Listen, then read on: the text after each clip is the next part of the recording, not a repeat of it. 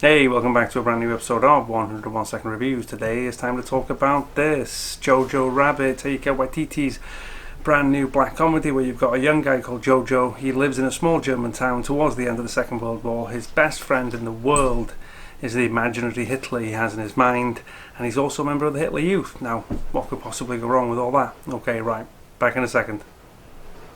Okay, right, Jojo Rabbit. Now, one of the most important things and one of the most interesting things about this film is that, you look at the cast, you see Scarlett Johansson, Rebel Wilson, Sam Rockwell, and there's no way on earth that this film gets financed in any way, shape or form to this level, with this level of star, if he had not made Thor Ragnarok. And that is the thing with this. You can see the effect of that massive hit already on his career.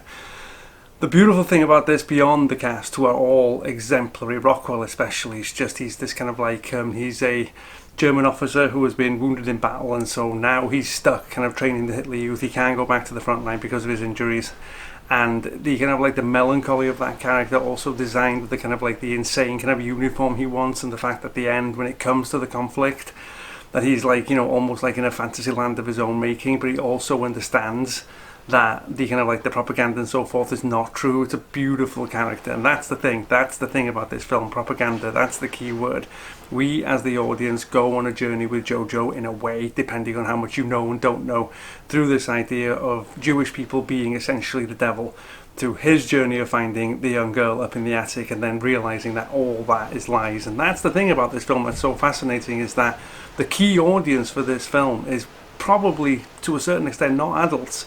It's actually young people. It would really benefit this film from being shown in schools and so forth, especially now in terms of how the media portrays and pushes things through Facebook and social media and so forth. The idea is that you should question what it is that you are told, that you should decide for yourself and maybe read and research and enjoy and so forth. It's a beautiful film. Okay, right, thanks for watching as always. I'll be back again soon.